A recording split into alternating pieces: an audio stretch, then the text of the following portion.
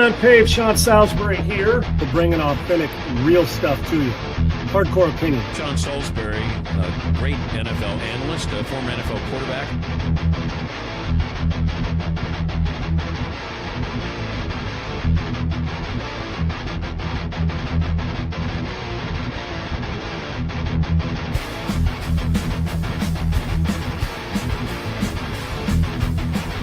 To me, Tom Brady is the GOAT because he's done more with less than any player at that position we've ever had.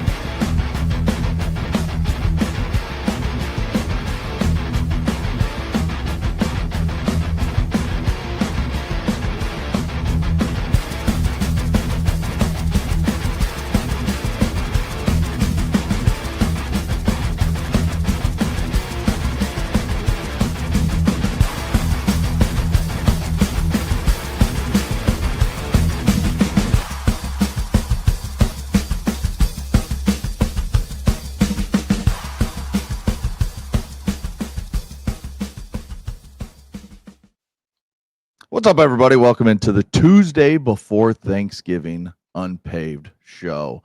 Sean Salisbury alongside Adam Sager.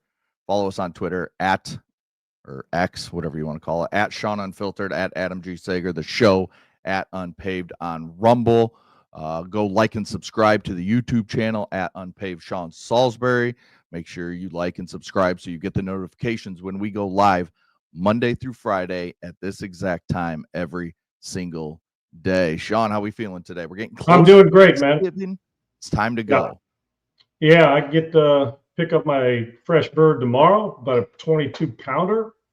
Among Nice. other things, all the other stuff is bought and ready to go. Get this turkey all dressed up, let it sit overnight, and be ready to roll Thursday morning. So I'm excited, man. My favorite holiday. My pops loved it as well.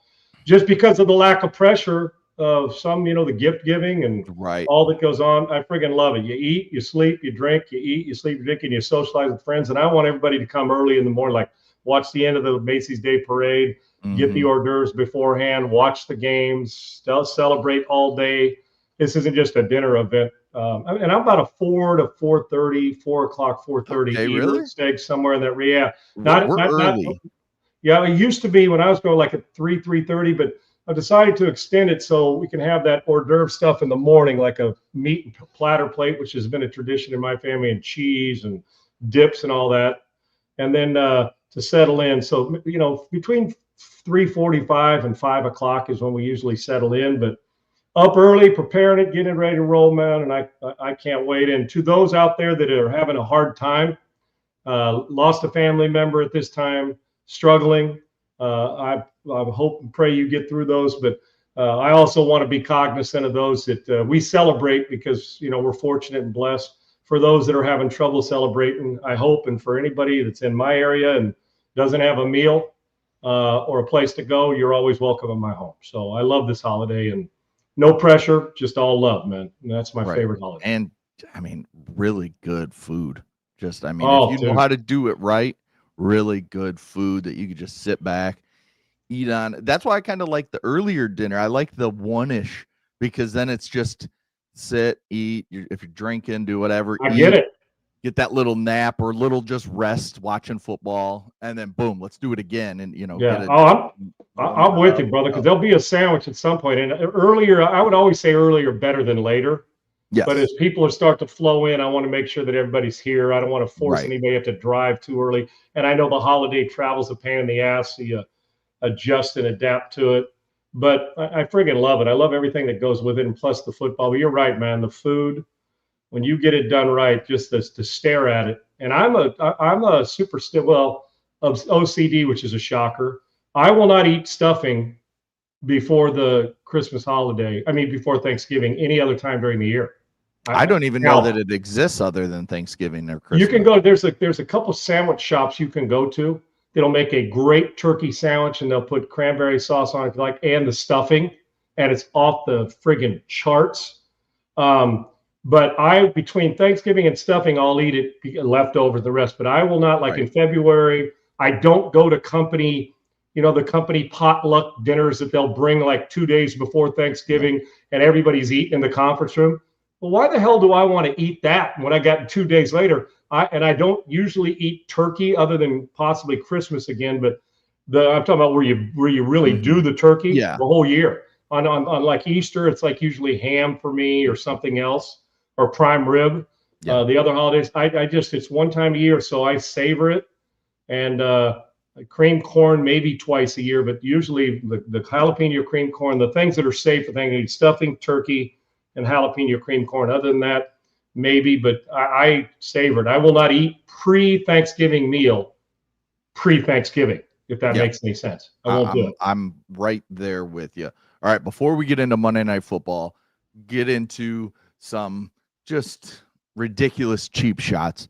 I want you to tell us about our newest advertiser with us, and that's Augusta Precious Metals. Yeah, they're such a big part of our show now, Segs, and as we expand and get the signage up and stuff, I'm so grateful. Precious metals and gold has become a huge player, and it's only going to get bigger in 26 and 27. So join in if your retirement matters and making the right choice matters and preserving your wealth or your value or your money matters. Now's the time to get in. So grateful to have a huge part of our show, Augusta Precious Metals, with us, and happy Thanksgiving to them as well. They made for a really nice present for us to join us and seek out to be a part of us, and we're so grateful. And watching these games and each week reminds me in football and in life that the clock's always ticking. We know that. We see it the good way and the bad way. But when it's late in the game, you can't freeze, and you don't freeze. You got to stay calm and make a smart move, right? And when it comes to our finances or our retirement or our wealth or preparing and preserving what's ours, I've been honestly over the last handful of years, and especially this last year, been looking at what's going on in our country over the last 18 months, 2 years, 10 years, even longer. And we're about $38 trillion in debt, and it'll hit 40 next year. And that's not one person's fault. It's just what goes along with it. And that's a lot of pressure that hits everyone, not only during the holidays, but year round. So if you're trying to retire, you folks out there that are trying to retire with confidence, well, Augusta Precious Metals is here to help you do that. And that's why I've been talking with this team for a while, and now they're a part of this and a part of my life. They're the ones helping people understand how to keep part of their savings in something real. And you can see down there, if you text Sean at 35052 or click the link in the description, you'll be able to see what we're talking about. They're the ones, is Augusta Precious Metals. They're trying to help you keep part of that savings in something real, gold. So it's not all tied up into what Washington does. There's nothing that's worse than having every move you make in your financial or personal or private or professional life revolve around, should I say, you want to resolve it, but revolve around Washington and politicians. You don't want that. And the money that goes on in Washington. They put together a short guide. It's a free one, did Augusta Precious Metals, the $40 trillion threat report. This is real, folks. It just explains simply and in a very understandable way that's not talking over you or under the expert what's going on and what options you've got. If you want to see, there's a link in my description, and you can text Sean to 35052, and they'll send it right over. Take a look when you have a minute. It won't take long, but it's worth understanding the game we're all playing in, and you are playing in it. The question is, do you want the winning game with Augusta Precious Metals? Again, it's the $40 trillion threat report, and tomorrow we'll have a guest on who is going to spend about 10 minutes explaining to you why you have to absolutely jump in and the reasons why without talking too much stuff that we wouldn't understand. It's Augusta Precious Metals. Again, it's the $40 trillion threat report, Segs. It's a short, free guide, and it just explains what's going on and the options we have. So retire with confidence, or live in working before your retirement with confidence with gold and Augusta Precious Metals. It's only going up, and for sure these next 2 years. So I would stay involved in paying a close attention to what's happening. Augusta Precious Metals can help. Again, text 35052 and they'll send it right over. You can text Sean, should I say, to 35052 and get that free guide and get some answers to a lot of questions we have. Yes, make sure you go check out Augusta Precious Metals. All right, Sean. Monday Night Football last night. Niners get the win, 20-9 over the Panthers. Panthers fall that half game behind the Bucks in that rough NFC South. But I thought this game, just watching it was just a stinker. I mean, neither quarterback played well. I mean, Brock Purdy threw 3 interceptions in 3 straight drives. Bryce Young didn't look very good either against a decent 49ers defense that'll get after you a little bit. But I mean, what was just your take of the quarterback play in this game and where we expect Bryce Young as a former first overall pick just a couple years back, and Brock Purdy, Mr. Irrelevant, just a couple years back, who we've seen some highs, we've seen some lows, but I thought these guys would come in and play a little bit better. But what was your just take on both of these guys last night? I thought the quarterback play overall sucked. I did. That doesn't demean how I felt. This is, compartmentalized. I'm talking about one game.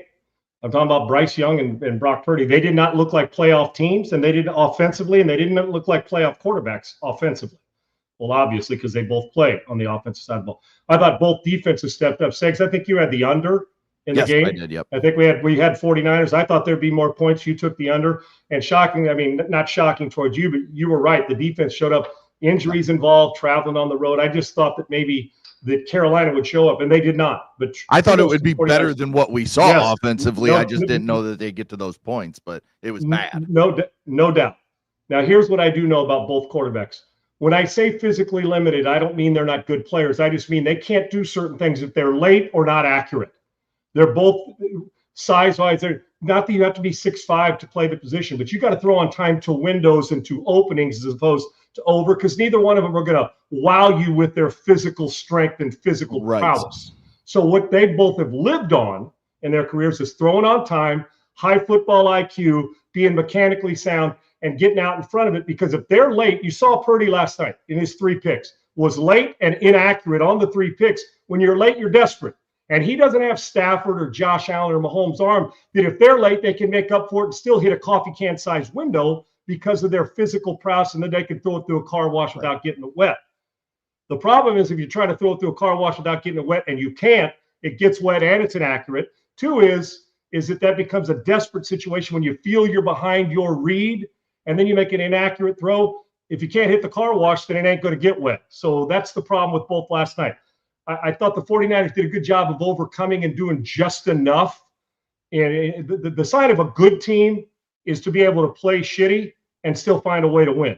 Both these teams' playoff aspirations. Carolina had a chance to be in first place in the division. Obviously, the 49ers schedule helps the next couple of weeks. And then the last 3 weeks, they've got a battle to see if they can get over the number 1 spot in the West, which will be difficult, but they're still in it. It was an ugly win, but a win nevertheless. But neither one of these quarterbacks looked like a playoff caliber quarterback last night. If that's the way these offenses are going to play, if they get in, both will be eliminated in the first round unless they have the out-of-body defensive experience. So it was an ugly one, and it's another message to certain. You don't have to all look the same or throw it the same, but if you're going to be late or if you're going to miss throws or your mechanics aren't going to be sound, you better be accurate and on time with the football. They weren't last night. The 49ers are just a better overall roster, and were able to overcome it. Good look on the defense, but neither offense last night looked anything like a playoff team, and both will have a hard time getting through January if they don't fix it.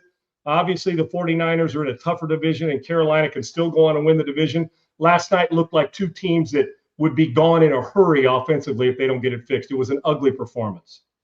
Yeah, I mean, just talking about the playoffs with these 2 teams, you got the Niners sitting at 8-4. So currently they are in, but that's because they have played 1 more game than Detroit, and Dallas is in there. But Detroit sits at 7-4. You got 49ers at 8-4. How good do you feel about the 49ers sneaking in as a wild card in this bunched up NFC playoff picture when we look at, the NFC North with the Bears, Packers, Lions all fighting for a spot? You've got the South, we know, is just going to be the winner. It's going to be the Bucs or the Panthers most likely, and that winner is going to be the 4 seed. Then you got the East. You have the Eagles off on their own, and then you got the Cowboys sitting there at 5-5.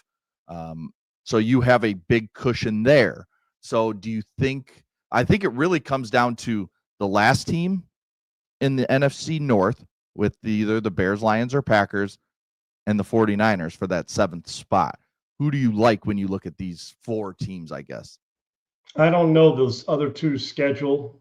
And I go on a show in Northern California every week and was on this morning. And we were discussing the 49ers, some of this stuff. Listen, my gut would tell me, judging from that, is that the 49ers will find a way to get their way in. But you can't afford a crap. Put it this way. They play like that offensively against the Cleveland Browns defense coming up this week. They will lose regardless of whether Shador plays great or whether he plays average. They'll get beat because I'm just going to tell you, they will get dismantled by Cleveland's defense if that's the case, because Cleveland's defense is better than Carolina's. That being said, I do like the 49ers. The road in the NFC North, Segs, like you said, the division winner of the South, for sure one team in all four. I think the Rams are going to go on and win the division. I think the Rams are the best team in football. To me, it'd be like saying Ohio State. There's teams that can beat them, but you gotta punch them in the face to beat them, and you got to body blow them and the rest of it.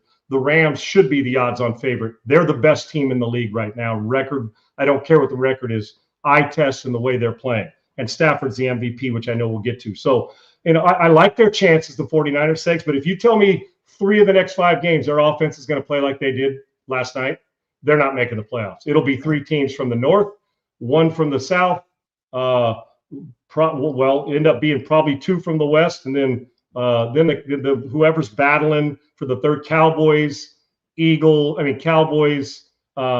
last team in the second team or third team, should I say, possibly if the 49ers fall their way out of Seattle. There's going to be a third team in both the North and the West that are going to be coming into the last week or 2 of the season with a chance to get into playoffs. Now, the Cowboys can take 5-5 and flip it to 6-5 in a hurry, but it's not going to be easy because that other team you're playing in the AFC has got plans and they're chasing now as well. So I do like the 49ers. Their defense is getting a little healthier. Their offense seems better going into the game, but you just can't. Brock Purdy's ability to make throws on time will dictate where they're going. They have enough good players to hang in. I'm going to say the 49ers find a way in, but it's not going to be easy because the guys – that would mean a good team like a Packers team or somebody else gets left out, or a Bears team. But I don't see the Bears, Segs, losing 4 of their next, 6 games or for whatever. I just don't. They're finding ways. Somebody that's good that we had going in that was a sure playoff team will get left out. So the West and the North are going to be one hell of a battle. And then the division winner in the South, the Philadelphia Eagles will win the AFC East. Now the Cowboys are just battling to see if they can handle their business and get the Cowboys have a lot of work to do, and no doubt throw them in there because they're in that picture. But my gut would say they're not going to make it. I still don't trust their defense. It doesn't travel well enough. I think the fascinating part is when you look at the schedules for all 4 teams that we're talking about with the Bears, Packers, Lions, and 49ers, you're talking about, you have the Packers who have the Lions this Thanksgiving, then they play the Bears, then they play at the Broncos, then they play at the Bears, home against the Ravens, and at the Vikings. I mean, that's a brutal. They're losing half those games more than schedule. Right. And then you go to Detroit. You've got the Packers, as I just mentioned, the Cowboys, who I think offensively can hang with them. So I think it's not an easy game for Detroit. Then you go to LA to play the Rams. Then you got the Steelers, who should have Aaron Rodgers back. Then you got at Vikings, at Bears. I mean, that's a so if they go 4-2, what will that put them at? 11 wins. 4-2 would put them 11-6. That will get them in. Yes. 3-3. You may get a 10-win team, Segs, in the NFC that sits at home. Yeah, you honestly might. Yes, I think you will. You have the Bears. They play the Eagles this Friday in Philly. They go to Green Bay, home against the Browns, home against the Packers, go west to play the 49ers, and then home against the Lions. That's a brutal schedule too, man. It's a good thing they took care of their business early on. Right. That they can lose a couple, but hell, they got to win 3 of those games, Segs, right? 3 to get in, I would think. But that schedule, especially with the thin ice they're skating on in games that they're playing really close, you run into a team that doesn't make late mistakes, and the Bears are going to be in trouble. So I still like what they're doing, but I know that the thought process, and I've even kind of, you could be casual if you like those Bears because they're going to get in. That schedule says every single team you named has playoff aspirations and is going to be in the hunt, other than the Vikings, more than likely. Browns. In that schedule, right? And the Browns. There you go. Yes, but that's a tough defense. But I'm going to tell you what, the Browns can disrupt the playoff picture in a huge way with their games that they have this week. I mean, dealing with the Denver Broncos, with their game against, the NFC North. There's going to be one of these teams that you're supposed to yawn at, and that they got their golf clubs in their trunk, will be disrupting and will upset somebody along the way. Yes, the one thing the Bears have going for them is the offense continues to get better with Ben Johnson. They're getting Colson Loveland and Luther Burden, the rookies, going, which is tremendous for this offense. And then defensively, you're going to get Jalen Johnson, who's arguably a top 5 corner in the league. You're going to get Kyler Gordon, who's a top 3 nickelback in the league. And then Tyreek Stevenson will come back. And then, Sean, they won last week. They were playing with their 6th, 7th, 8th, and 9th because 2 linebackers got hurt. Linebackers this season. Right. They're down their top 4 linebackers from the start of the season. So now a couple of TJ Edwards should be back this week against the Eagles. You could get Jalen Johnson back against the Eagles this week. So the defense is starting to get healthy, and I think that'll allow Dennis Allen to do a lot more what Dennis Allen likes to do. Right. Overall. And they're going to have to play more consistently. Listen, and one thing about the Bears right now, Segs, and this is not a knock, it's just how do they feel about themselves and their ability to win? Learning how to win at this time of year. Mm-hmm. We know the head coach knows how to do it, but making sure your players, because right now it's about the time, Segs. It's like anything. You're playing good golf. You got a lead. You got a 2-stroke lead going into your last 18 holes in one of these big tournaments, right? Yeah. You got to keep your tour card. What is the natural reaction? Play close to the vest. I don't want to say play scared, but inevitably that's what happens. So you're a little more tentative. And tentative to stay away from injury and tentative not to make big plays cause you to be injured and not to make big plays. So they have to have a mindset of, well, we haven't been here, but almost naive to the point where who cares? It's still a game. It's still 60 minutes. We're naive. We don't know what goes on here other than we got a bunch of guys that know how to make plays. But there is an art to being able to understand that and to be able to cut it loose, but do it smartly. And you're going to see around the league, say, somebody in the hunt who doesn't know how to win in December. Mm-hmm. We've seen it like or even in January if they get there, like a Jacksonville team recently with, they'll do some spectacular stuff. You're like, what are you doing in the playoffs, right? How are you turning the ball over? Somewhere along the line, there's teams that just don't get it when the pressure rises and it's either all or nothing. They don't understand that you don't have to dominate. You just got to find ways and make plays at the right time. And that's something that you can only learn when you're in that situation, in a playoff situation. And that's why a lot of I see people on Twitter, you look on ESPN and whatnot, and they talk about the Bears and they talk about who they've beaten and how they've beaten them. But I kind of look at it the other way, that this is a young, naive team like you're talking about that is finding ways to win, learning how to win in close games, which is invaluable down the stretch now that your schedule gets a little bit tougher. And instead, if they were winning 40-20 every week, yeah, it feels good, but you've never been put in those pressure situations. Every week they're put in these pressure situations, so we'll see if it pays off as this season continues. Segs, it's like the team. It's a great point by you. It's like the team that's won 9, 10 in a row. Now you get to a point where your gardener or a golfer that's on schedule to shoot sub 60, that's happened, a half a dozen times in golf or in tournament golf, 8 times or whatever. The last 3 holes, if I make one more birdie, and par the next 2, that I'm shooting 59, which is in rarefied air. But then what happens? Things start to change a little bit. Naive's not a bad thing. We always talk about experience, but being the extreme other way where you're naive, like, I don't really give a shit, man. I'm cutting it loose. Because your thought process is, and Dan Marino told me this years ago.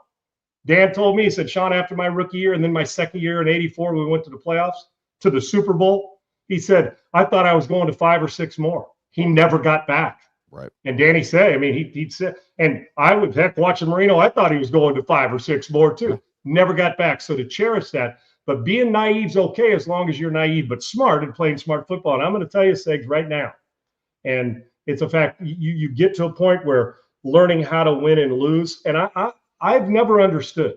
Well, we all want it to be pretty, but if I lose 43-41, I go back to USC's team when Caleb Williams was there. Mm-hmm. Segs, They'd score 4, and then Tulane would beat them in a bowl game by 2, and they'd hang 44. While you walk off there, you're feeling great, man. My offense is awesome. But then your defense wasn't, and you scored in 2 seconds, and the defense couldn't get stops, and you're not physical. And while you're like, man, we're really good offensively, but that doesn't do a hill of beans. We're not in the playoff, and we're not winning a national championship. So some of that pretty stuff, the cosmetic stuff, is great. But when she peels off the makeup, and you're like, whoa, and she scares you because she looks like she can make a skunk's butt pucker, or vice versa. If the girl peels it off and says, damn, that dude looks different when he shaves or when he doesn't shave, that's ugly. Same thing here. So you peel it back.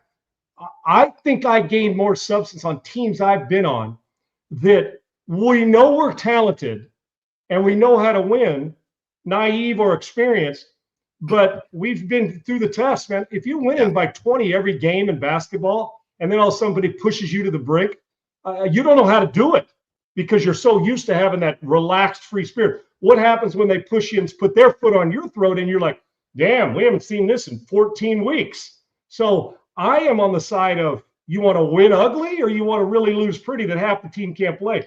I like teams that have learned how to win, and I can name 3 or 4. Tampa was at the beginning of this year, winning late games. So Denver's done it a bunch of times. Your Chicago Bears have done it. They're finding ways. The Chiefs seem to always do it. The Cowboys did it this past week. So how it goes forward, it'll be on them. But I do know that the growth comes from winning games that you were, quite frankly, any other good team they play last night said that they're playing the Rams last night, meaning the 49ers, or they're playing a Philadelphia team who just had it happen to them, or they're playing a New England Patriots team. They're not winning that game. They're not overcoming that. So they'd be grateful that Carolina shit their pants last night as well. Yeah. Something else we saw last night, and it's just becoming too much of a trend, are these dirty ass cheap shots that we saw Trevor Moehrig, the safety from Carolina, punch 49ers wide receiver Juwan Jennings. I mean, right in the nuts, right in that manhood area. And I mean, it was the last play of the game, and Moehrig was asked after the game, what brought this on? Why did you do that? And his quote was, he was talking crazy. And so we see that. We also have in college football, Darius Curry, the Colorado State QB. He spits on somebody after he throws an interception and gets pushed down. We saw Jalen Carter week 1, 6 seconds into the NFL season, spit on someone. We had Jamar Chase spit on someone last week and get suspended for a game. I don't know what it is that these young people think it's okay to do this kind of shit. Week in, week out, we see something like this, if it's at the college or the NFL level. And something, the NFL and college football together, separately, whatever, have to come down and say, if anything like this happens, you're suspended 4 games immediately. Because this is the kind of shit you can't do. Because, I'm sorry, my kids are watching. Other kids are watching. And then you know what? They go out in their youth football games. They think it's funny because they're still young and impressionable. So they go do it. And then it just continues on and on and on. It's a bitch move by Trevor Moehrig last night. Trevon Moehrig. Let me get his name right. For doing that. And it's a bitch move from Darius Curry spitting on another player. Every week it's happening now, it seems like. Every week.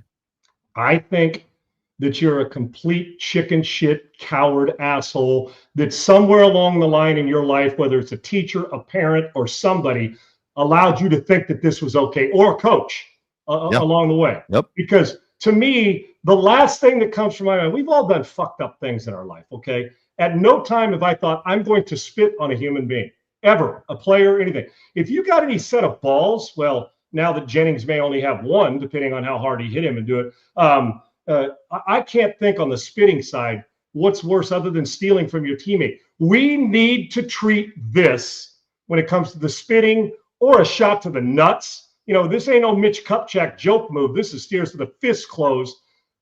We need to treat it like you would if you suspended a guy for 4 games on steroids. Yep. Automatic.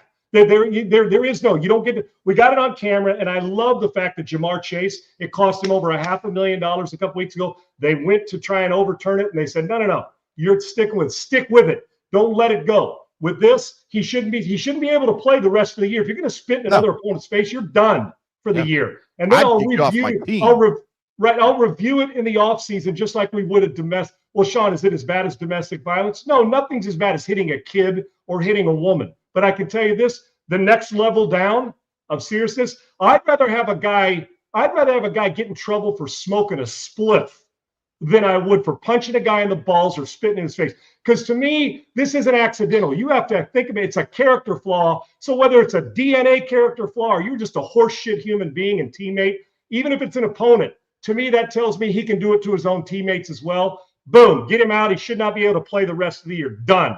And when it comes to hitting another guy in the balls with a closed fist, that's not an accident. Oh, he was talking trash. What a shock. Receivers, defensive backs, football players talk shit to each other. Oh, really? But so whatever he called you, fine. We're told, hey, man, players get called names by fans. That's not an excuse to punch a guy in the nuts. And on the other side, Jennings has got to have more self-control after the game because now he's going to get punished for extending a fight off the field. I mean, when the game's over, he could have walked away from that and said, listen, I didn't say anything. It was just the banter, the gamesmanship back and forth. He bunched up his fist and the tape doesn't lie. But on the other side, now it's not going to lie. He's going to get suspended as well or find a big chunk of change. But the only way you stop these asshole athletes, that some of them that do it, and it's not a blanket statement because most of them are good, fair, hardworking, good human beings that are competing, and the gamesmanship of talking, I don't care about that. But this goes above and beyond. You actually have to think about this and plan this shit, right?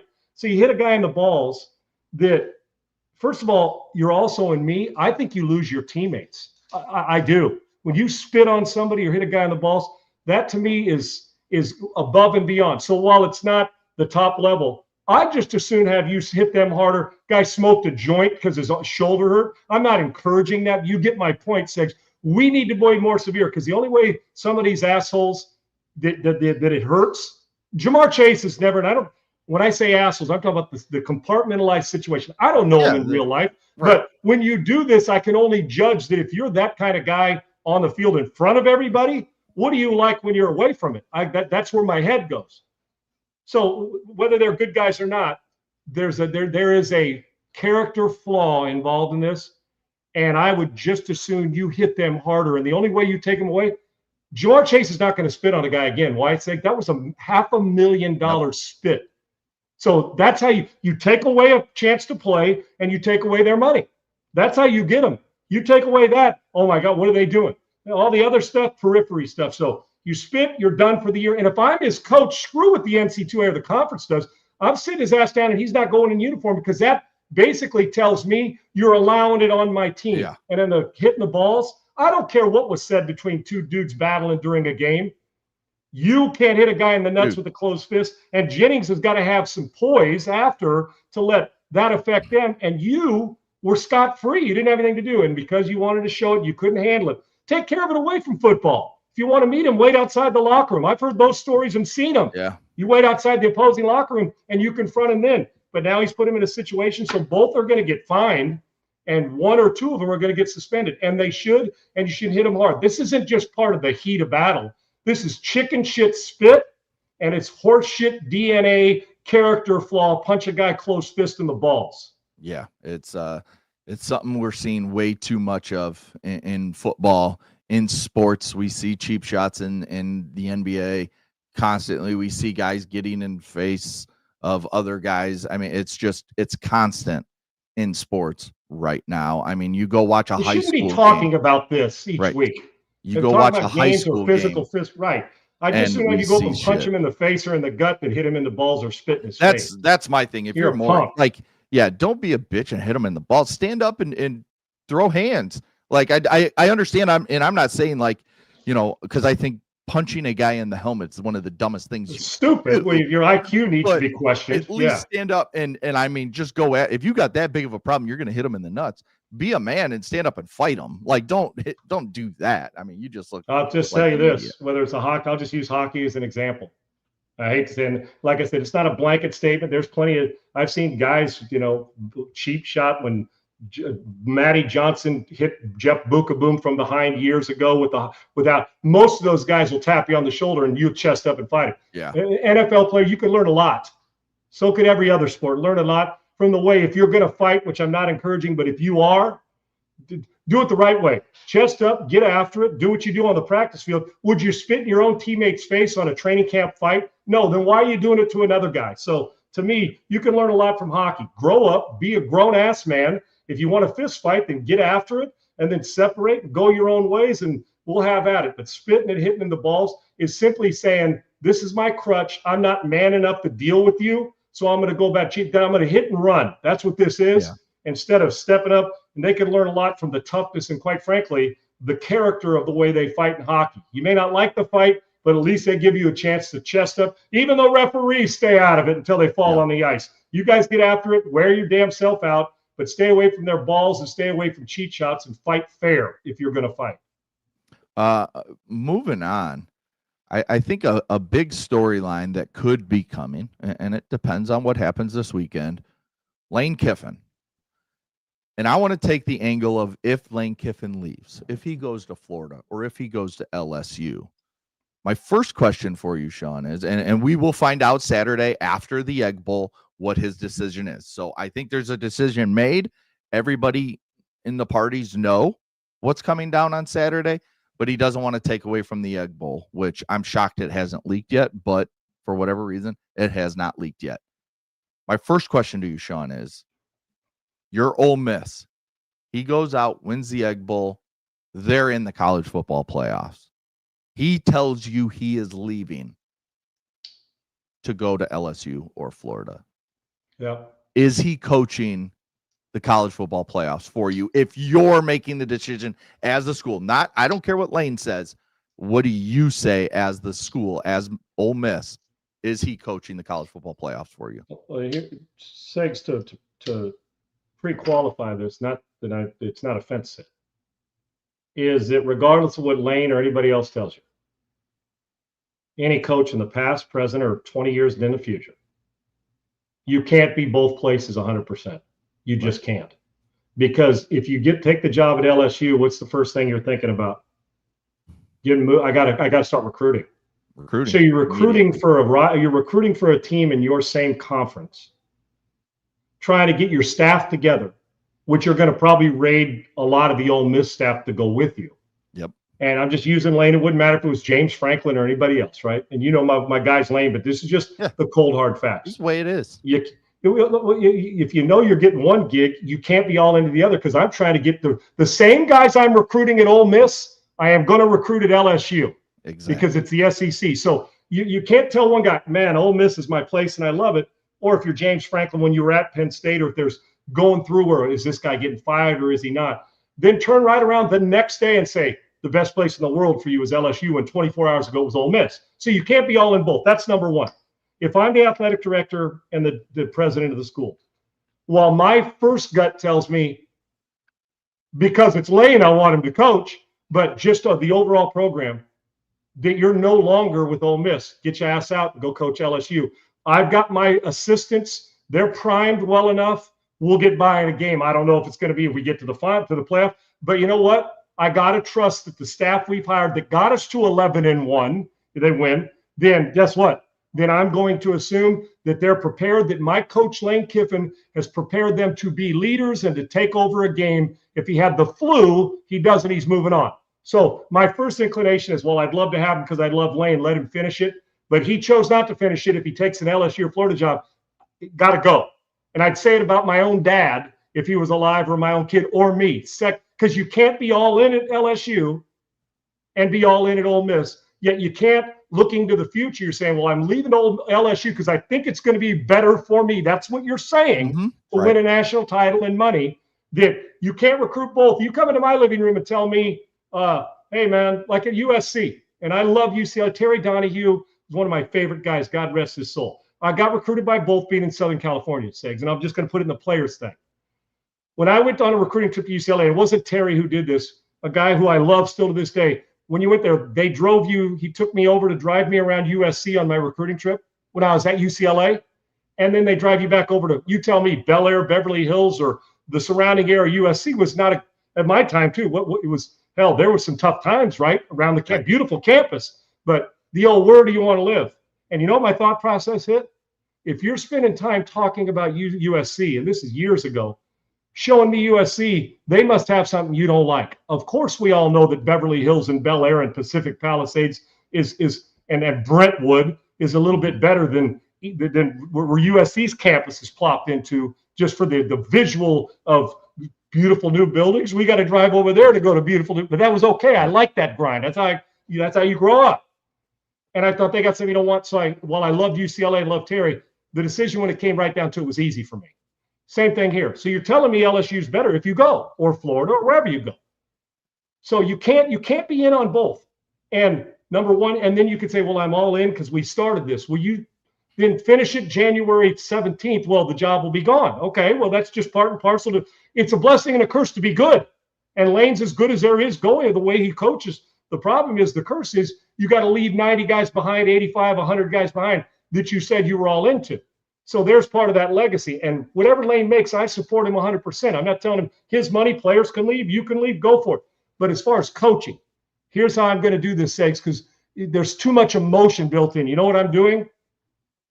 Is I'm taught, because some of those kids that are at Ole Miss are going to transfer to LSU. You do know this, correct? If he goes, they will leave. I am allowing, and Lane's not allowed to be in the room. We're just doing it the old-fashioned way, brother. We're counting votes. That's how the players are deciding. We just like fans don't get a say at the table unless you turn your cable off and don't want to watch TV, or you go to a restaurant and it's shitty, so you're just not going in anymore, or whatever. They're charging too much.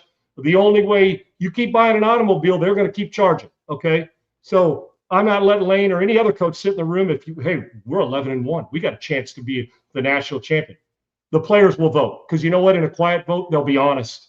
These players will be honest. And if they come out and Lane Kiffin was voted, whether it's unanimous or majority, old school, man, my 2 versus your 1, that's the way it works, then we will allow him to coach. It doesn't usually end up working out well, but I think Lane would understand that. And then the question is, will he be dedicated? And I have a sit down with him. I'm finally letting the players get the seat at the table. They get to decide, not the athletic director, because he's emotionally pissed or he's happy, he wants Lane, or the president or the athletic director. Maybe they disagree. Of course, Lane wants to coach. Grab a ring and then move on. That ain't bad. But I still think there's a chance that Ole Miss keeps him. And I wouldn't blame him, because I think he's one of my favorite guys on the planet and a great coach. But my inkling the players are going to decide, because my emotion would say, you went to LSU, you're recruiting the same players, you go coach there. My assistant will take care of this job. That's just the way it works for me. I would not let him coach, no matter who it is, if we were in the playoff and he took another job, unless the players decided against it. But if I'm making the decision, he's not coaching. And I love Lane. Now, you bring up the fact about the coordinators possibly going with him. Now, what if Charlie Weiss Jr., who is his OC, and Peter Golding, who is the DC, what if they're going with? They wouldn't accept the job right now, though, Segs. They would, because you know what? Lane wouldn't hire. It'd be a behind the scenes, dude. When you're done, let's talk contract. Because right now, if you're Golding or if you're Charlie Weiss Jr., you know what your thought process is? I may be the head coach at Ole Miss, and then I'm not going, and I'm going to keep a bunch of these guys here. So normally now, if you can hire somebody and you do it, but think about even how much more. If you're going to leave and go get $100 million, I get it 100%. That's my guy. But in the process of leaving, you take 4 other people with you, and they don't get to coach in it either. Right. Yeah, no. My thought process would, you guys stay there.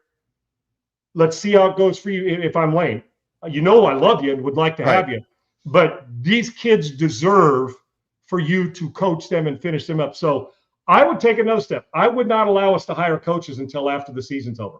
Everybody in the same. Yes. I'm talking about, it doesn't matter if it's Bowling Green, if you are eligible to play if you're an eligible Power 4 or one of the Group of 5, I would say that there's a window for everybody. You can't sign somebody before this. You don't get to pluck them, just like I would for the transfer portal. I would say, well, you're going to lose out on good coaches. No. If you don't let anybody hire them, it's a free-for-all, just like baseball free agency, just like football free agency. Put a time from January 9th to whatever, or December, Christmas to whatever. You can interview them. You can't announce it until the season's over. These kids deserve it. The assistant coaches deserve it, because there's going to be some assistants that maybe Lane doesn't take.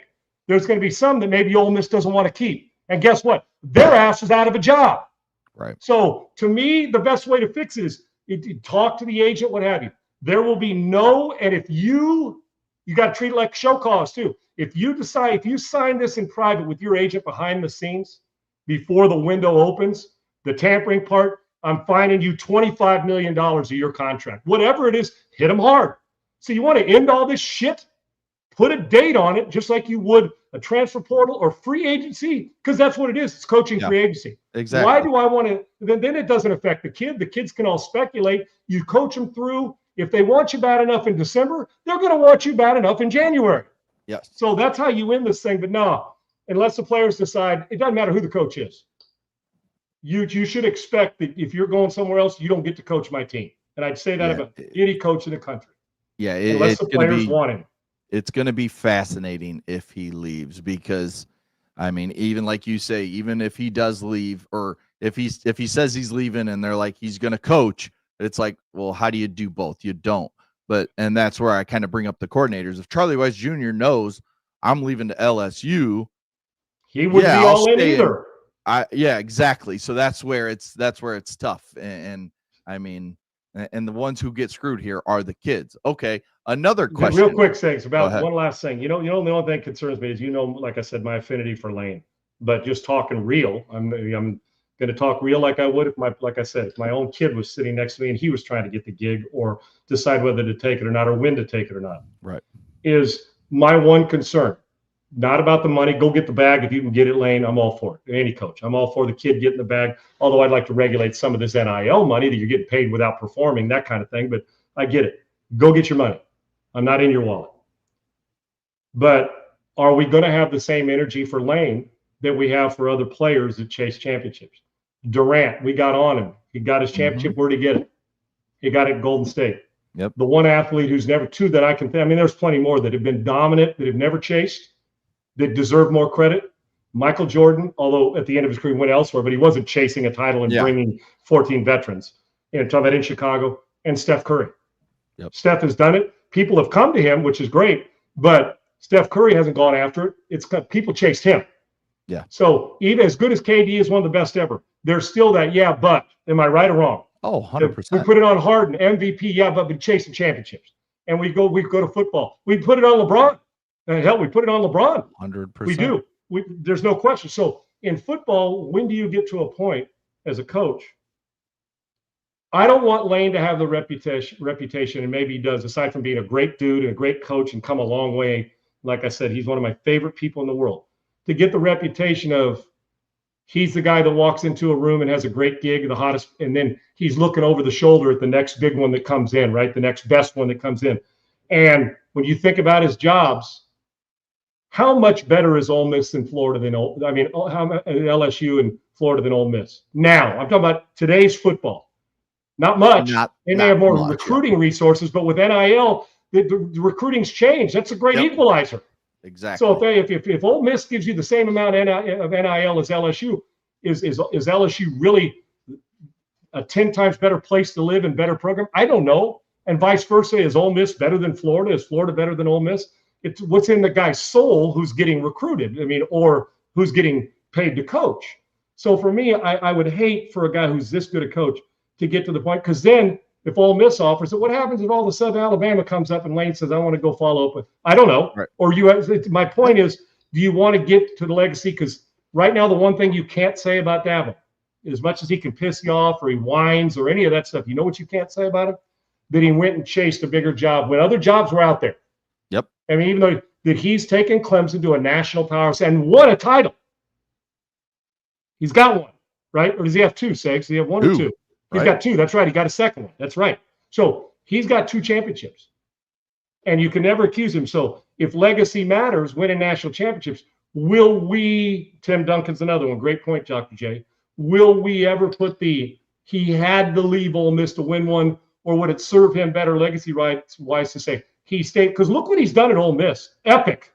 What Lane's done, the only thing left to do is go win an SEC championship and win the national championship, put the ring on your finger at Ole Miss. I would have much rather had that happen than him leave, than take the job now and have to say he can't coach and go, because I just don't want Ole Miss to have a sour taste for him or them, because it's been a hell of a relationship. But it does affect legacy because you don't want to say, well, he had to go somewhere else, because Lane's good enough to coach a lot of teams to this position. He's proven it. The question is, can he get over the top at Ole Miss, or does he think he can get over the top at Ole Miss? Yeah, and my next question kind of goes with our next topic as well, with the college football playoff rankings being announced tonight. And I don't expect to see much change with everybody winning and the way things are. You won't at the top. Yes, but my question is, if Lane Kiffin leaves after Saturday and you're the committee, does that hurt Ole Miss? Does that take Ole Miss from the 6th seed? Let's just say everything plays out exactly the same. Does it take them from the 6th seed to the 9th seed? Okay. Because you don't have your head coach that is so highly thought of, that LSU and Florida and probably Penn State at least called the best jobs available are all going after this guy. We saw it happen with Florida State. They didn't make it despite we already have an example. Record. A player and a coach are the same. They're on the same list. They dress in a locker room and they play on the same sideline, right? If this is okay, if Mateer gets hurt, are they going to treat Oklahoma different? You're damn right they are. You're damn right they are. If all of a sudden Kirby Smart decided, I'm taking the LSU job, which of course should we with all the controversy? You're damn right. So if you're going to tell me your quarterback goes out, and Florida State got heavily punished, and they weren't very good without him, but they got punished simply because their quarterback was not going to play. He was injured. So if I'm taking away one of the best play callers in the world, a guy who's been great as a head coach for a while now, and I'm taking him away, you absolutely, if you're going to do that to a team about a player, Lane's involved in every single snap. A wide receiver's involved in every snap, but maybe get the ball thrown to him 7 times. This dude, yes, you absolutely. Now, that doesn't mean they can't go win it all, but if you're talking about the pre-stuff getting ready, you can't keep them there, and you sure as heck can't move them up unless the other coach coaches them to playoff wins and they start right. But then it's just single elimination anyway, Sage. Right. So for me, you're damn right you got to treat it the same way. Pains me to say about my guy, but you just do. And if you're not, it's a double standard, and it'll go back to the committee has no protocol on how they punish or reward teams. If they don't, you lose Lane Kiffin, you lose a big part of your soul at LSU, period. 100%. So, yeah, I think it'll be fascinating to see not tonight's rankings, because, again, I don't think it's up here on our screen now. I don't think much is changing all the way until we see this is the AP poll. So, sorry, let me pull up the college football. I don't know, Segs. Are you punishing? Let's see, Bama, did they play last week? They didn't, did they? Did they? They beat somebody else? Yeah, they beat Eastern Illinois. There you go. That's right. So you're going to keep. Now, I was going to say, if Bama didn't play and BYU had their victory, would BYU jump to 10th, and would you move Alabama back? But I can't. Alabama won the first 10, 12 teams. I don't know. Do you have a conversation between Vanderbilt and Miami, the University of Miami? Says I don't know. Maybe that conversation. But in the first 10, I don't. Now for the eye test, if you think Notre Dame's better than OU, even though OU had one hell of another damn good defensive performance, then fine. Right. But the first 5 aren't changing, and the second 5, I wouldn't imagine there's any shift. It starts to, you wonder, the Michigan, Miami, where that group in the third level go from 11 to 15. The first 10 aren't moving, especially the first 5. I'm going to be interested to see what happens with Michigan and Texas. Does Texas with 3 losses stay ahead of Michigan? I think that'll tell us something. Texas beat Arkansas, Michigan beat Maryland on the road. Do they jump with USC falling? Obviously, they'll fall down to probably about 20-ish. And then I'd even put us back. I mean, we're going to fall. I'm not even so sure we stay in the top 26, but I guess because it's Oregon and who you lost to may 4 or 5 spots. You're probably right to 20, 21, somewhere in that range. Yeah. So, I mean, that 11 through 17 mark, I think, is what I want to see in terms of, you still have Georgia Tech with 1 loss. Where are they? They're all the way at 16 right now in the college football playoff rankings. So how high do they get if they continue to win? Michigan plays Ohio State. If they get what would be the best win of the season this weekend and go to 10 10-2. Now all of a sudden, how far do they jump? Who'd you say? Who was the biggest win of the weekend, Segs? Who'd you say? No, if Michigan beats Ohio State, that's the biggest win of the season. No doubt. For anybody. No doubt. How high does that catapult them? So there's a lot of things that, we want to see that back half, that 11-17, I think, is where we're really looking at these rankings tonight. Like I said, if Michigan beats Ohio State, Segs, they are in the playoff right now, in my opinion. Okay. They go beat Ohio State somehow, some way, and I know we're thinking, okay, that would have to catapult them above University of Utah, Segs, or somewhere in that range, right? BYU, right. Utah range. You beat the team that is the reigning national champion and still has not lost a game, and you go beat them, for sure you're bypassing the Longhorns, Georgia Tech, Southern Cal, Vandy. I would put them ahead of Miami. It's that BYU Utah thing right there. They're for sure getting to the 13 spot. And and depending on how they win the game, if they do, well, that's got to be a lot of points in the FedEx Cup standings when it comes to golf to catapult Michigan if it's an impressive win, no doubt. It would be fascinating to see if that happens. So yeah, I don't expect a lot of change. I think the top 10 will be exactly the same. I don't see them changing anything in the top 10. So we'll just have to kind of wait and see. Before we get out of here, we always do our bet of the day. If you don't know, if you're a college basketball fan, you haven't really paid attention, today's a good day of college basketball. We got the Players Era games going on. We've got the Players Era Festival, as they're calling it. We got the Fort Myers tip-off. That's going on right now. Michigan State's beating up East Carolina. We got St. John's against an underrated Baylor team. I love those things because it's in the daytime. We get college hoops around Thanksgiving. It makes it's like a Saturday, but it's a Tuesday, which I love. And I hold the Baylor basketball program in high regard. They've always been, over the last decade plus, Coach Drew said they've been in really good position to always. You never can overlook them, no matter where they're ranked, because they've been consistently good for a while. Well, far more consistent than their football team has over the last decade plus. That for sure. We've got Michigan playing Auburn, which is going to be a fascinating watch because Bruce Pearl, who just left Auburn and his son is the coach now, is calling the game. So, and I would imagine Bruce is also helping his son put game plans in too. Yeah, what is going on? Like, how can you? That's the whole thing of Tom Brady talking to other coaches of other teams and then calling the Raiders game that team's playing. So it's just that one. Well, I hope he's critical and complimentary. I hope if his son makes his calls the wrong time out, that Bruce calls it right. That's the way it should be. I mean, if Bruce is sitting there talking to Dusty May about what they're going to do, kind of how they play, what's to stop him from turning around? I mean, hey, Bruce Pearl's fine. I'm not giving you any information. Your son's going to beat us the right way. Not Bruce Pearl's known to be a little dirty when it comes to gameplay and the way he does stuff behind the scenes. So that's an interesting situation. You're not getting any insight if your dad is broadcasting a kid's game at any level in any sport, or if a guy is an owner and a broadcaster. I'm not giving. Matter of fact, I'm telling you something that we have zero idea that we're going to do. That's what I'm doing. Yes, for sure. But our bet of the day, as the best game of the day, along with Michigan Auburn, number 17 Tennessee takes on number 3 Houston in the Players Era Festival.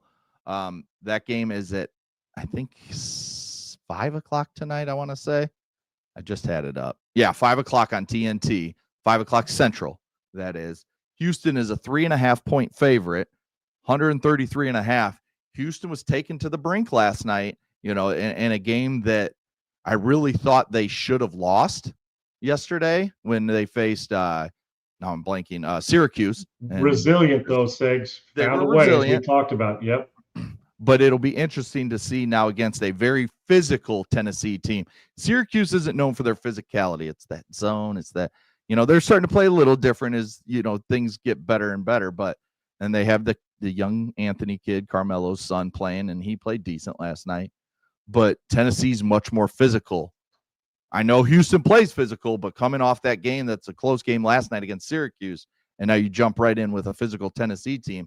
It'll be interesting to see how they respond back-to-back days. What's your pick? I'll tell you how I feel. 3.5 is, I think, just a little too short for me. If it was 5.5, I'd take Tennessee. But I think with 3.5, I'm taking Houston. And the 133.5, give me the over. Even with both one team being physical and Houston not only being physical but contest every shot, they'll be as a top defensive team in the country as the season goes on. I'm with you. 3.5, give me Houston. I think Houston is in as good a position they've been in since Kelvin Sampson's been there, and they've been in some good positions to win it all.